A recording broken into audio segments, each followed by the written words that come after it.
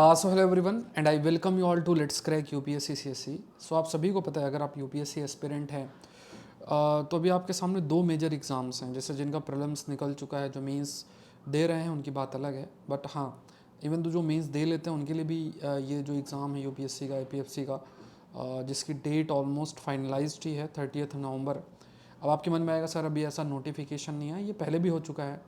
I think पहले भी ऐसे ही जो डेट एग्ज़ाम की वो पता चली थी, जब ऐसा कुछ स्कूल सेंटर्स को जो एक लेटर लिखा जाता है उसी बेसिस पे शायद पिछली बार या उसके पिछली बार पता चला था कि एग्ज़ाम आपका कब होना है। तो अभी जो एक नोटिस आपका सर्कुलेट हो रहा है वो करेक्ट है, उसमें आपको इतना डाउट करने का ज़रूरत नहीं है। और आपको अपनी प्रिपरेशन, अगर आप यूपीएससी एपीएफसी का एग्ज़ाम या ईपीएफओ ईओ जिसे हम कहते हैं, ईओ एओ एनफोर्समेंट ऑफिसर अकाउंट ऑफिसर या एपीएफसी, तो ये दोनों एग्ज़ाम एक ही दिन होता है, यूपीएससी के द्वारा कंडक्ट किए जाएंगे।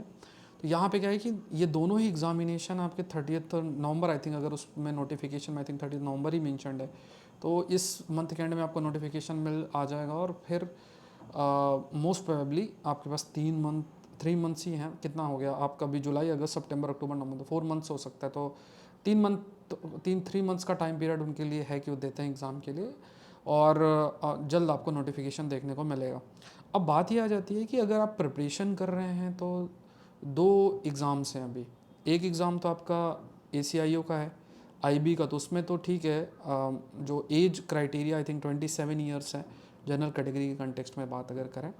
और यूपीएससी APFC में आपके पास 35 ईयर्स हैं और EO का मे बी 30 ईयर्स है। तो यहाँ पे स्कोप अधिक है कि इवन आप 27 ईयर्स के ऊपर भी हैं और सिविल सर्विस की तैयारी कर रहे हैं तो भी आप APFC का एग्ज़ामिनेशन को टारगेट कर सकते हैं। इसमें आसान नहीं होगा, पहली चीज़ तो ये ध्यान में रखना है। पहली चीज़ जो एक आपके माइंड में होना चाहिए कि अगर आप किसी एग्ज़ाम को टारगेट करने का प्रयास कर रहे हैं तो उसको आपको फुल फ्लेज्ड प्रिपरेशन करना पड़ेगा। ऐसा नहीं हो सकता है कि आप मतलब इधर भी ये एग्ज़ाम भी कर रहे हैं इसको भी कर रहे हैं, क्योंकि दोनों का नीड और डिमांड बहुत डिफरेंट है।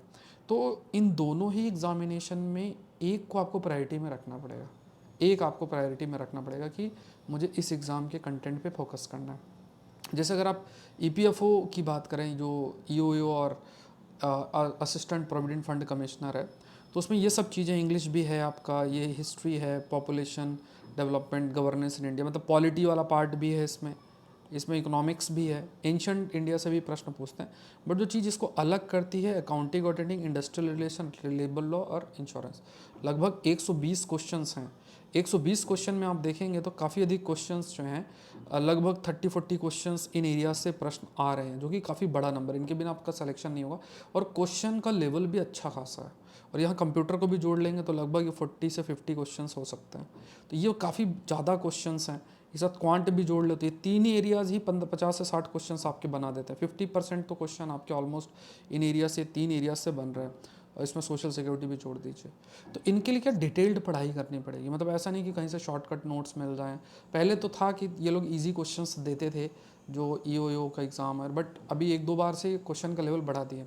पिछली बार जो पेपर हुआ है उसमें आप क्वेश्चंस देखेंगे जो लेबर लॉ इंडस्ट्रियल रिलेशन में, तो इवन अगर आप नॉर्मल बुक्स से भी रिफ़र करने की कोशिश करेंगे तो वो कंटेंट आपको नहीं मिलेगा जो स्पेसिफिकली उन्होंने पूछा। तो आपको एक स्टैंडर्ड सोर्स फॉलो करना पड़ेगा, और उसके लिए आपको समय देना पड़ेगा। इधर कोई वीडियो लेक्चर या इससे इतना, मतलब आप उसको रिवाइज कर सकते हैं, बट हाँ कोई स्टैंडर्ड सोर्स, जैसे आप पॉलिटी पढ़ते हैं, हिस्ट्री पढ़ते हैं, वैसे आपको लेबर लॉ और इंडस्ट्रियल रिलेशन, इंश्योरेंस, ये जो चीज़ें हैं इनको आपको स्टैंडर्ड तरीके से पढ़ना पड़ेगा, क्योंकि क्वेश्चन का लेवल इंक्रीज़ हो चुका है।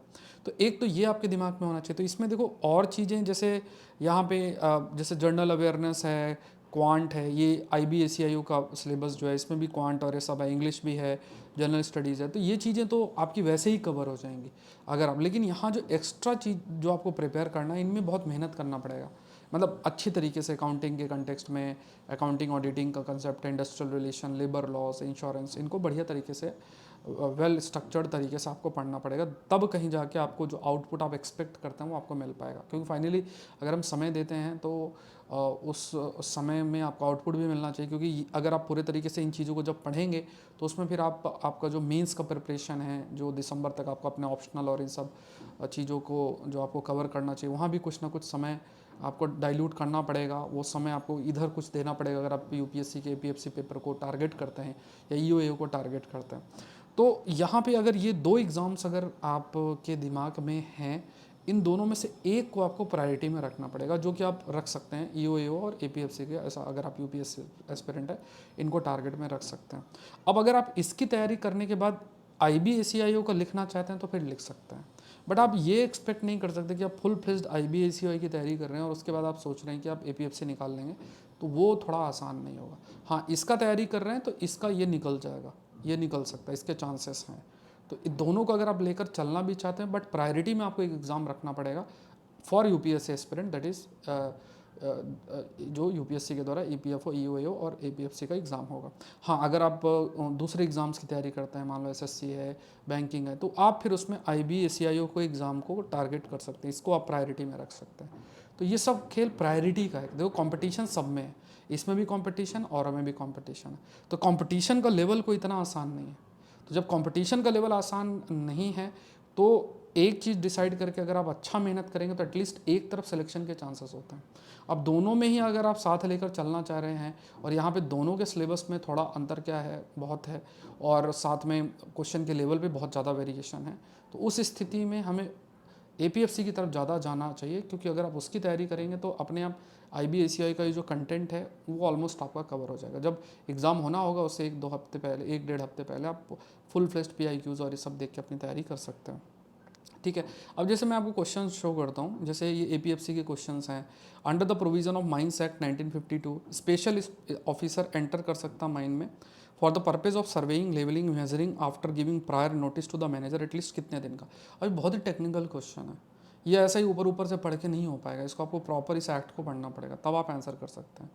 फिर जैसे मान लो ऐसी question, provision of payment of wages act है, हर employer of establishment has to maintain a register and record regarding the wages paid and deduction made if any from the wages and preserve the same from the date of last entry for the period. कितने period तक रखना पड़ेगा, तो ये भी technical question है।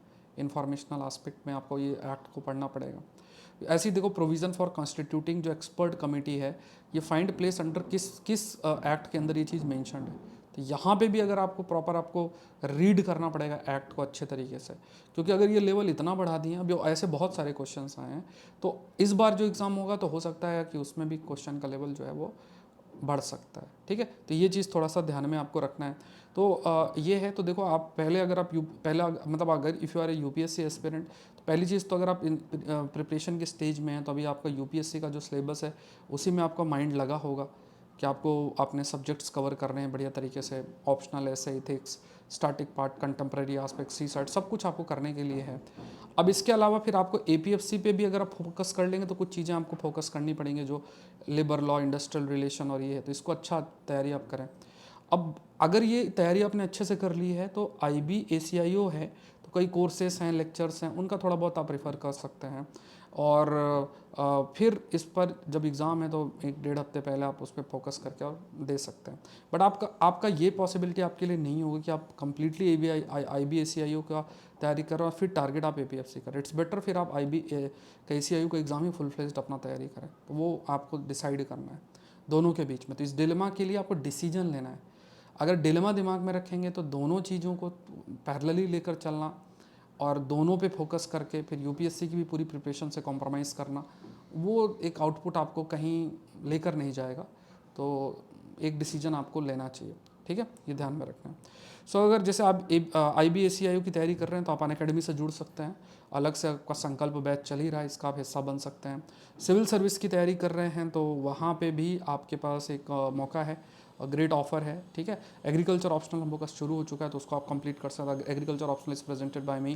तो यहाँ पे आप देखो, ये जो अमाउंट आप देख रहे हैं, इस अमाउंट में complete syllabus coverage, GS plus CSAT, access to all batches, courses, mains test series, dedicated doubt solving, 1-to-1 mentorship, सब कुछ इसके अंदर आपका इंक्लूडेड है। तो ये आप कर सकते हैं। GS प्लस ऑप्शनल से भी आप जुड़ सकते हैं, दोनों। तो ये अमाउंट में आप पूरा ज्वाइन कर सकते हैं। ये सारे जितने भी ऑप्शनल है सब कुछ आप एक बार में एक्सेस कर सकते हैं। तो एक अच्छी अपॉर्चुनिटी आपके लिए ज्वाइन करने के लिए ज़रूर से ज़रूर जुड़ें और अपनी प्रिपरेशन को करें अनअकैडमी से जुड़ के। सो आई होप ये सेशन आपके लिए हेल्पफुल रहा होगा। मिलता है नेक्स्ट सेशन में। Thank you everyone, thank you.